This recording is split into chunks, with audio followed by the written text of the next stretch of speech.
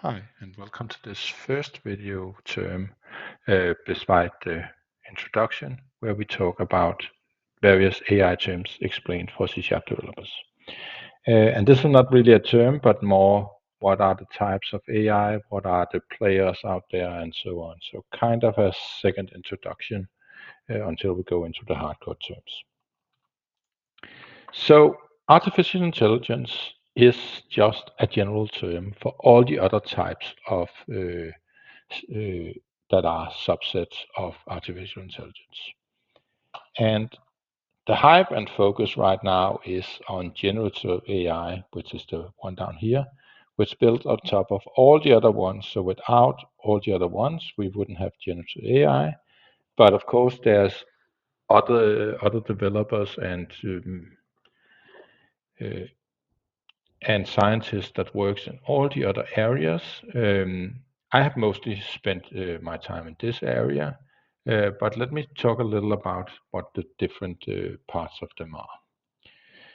Machine learning is where you begin to train an AI based on example data. You tell it, here's 1,000 pictures of a cat, and give it the 1,001 picture of the cat, and it will know if it's a cat. And if you give it 1,000 pictures of dogs, it will know the next picture if it's a cat or a dog based on pattern recognition and what is called neural networks. Lots of math here. We won't go into details about that. The deep learning is this pattern matching. It's all about image recognition. It's about optical character recognition, or OCR, where you scan an invoice and find data and so on. And it's also about the natural language processing, so it understands us and in the from English to understanding what an LLM wants us to do. So again, a very important layer for ChatGPT to come around. Supervised learning is a lot about your own training data. It's where you give it, you have 100% data, let's say 100 different questions. It's more like probably like 10,000 or 100,000 questions that you have prepared.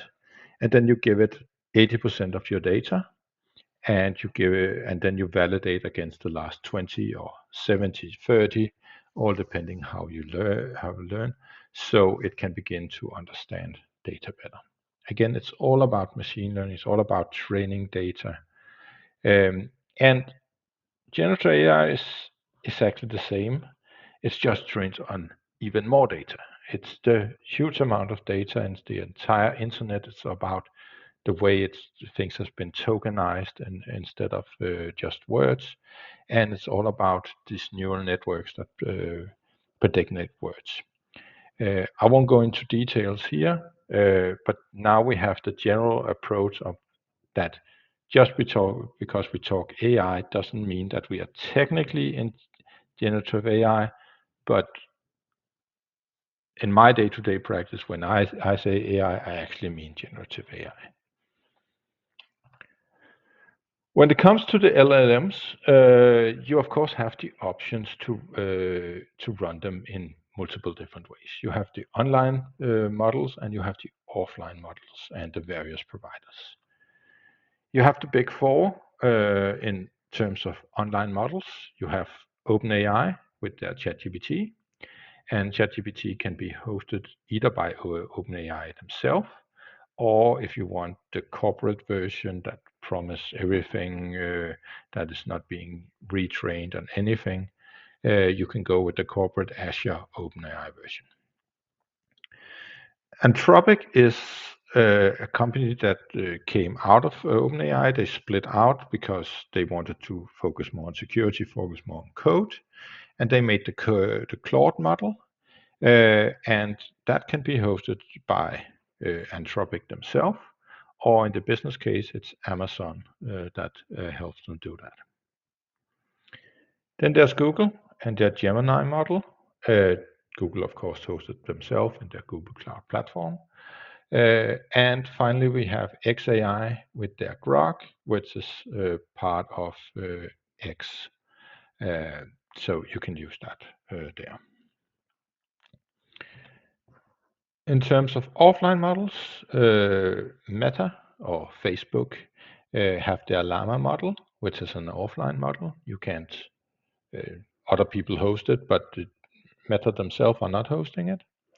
Microsoft have their Phi models, which is small language models for more offline users. And then there's the entire Hugging Face website, with all the small models along the way.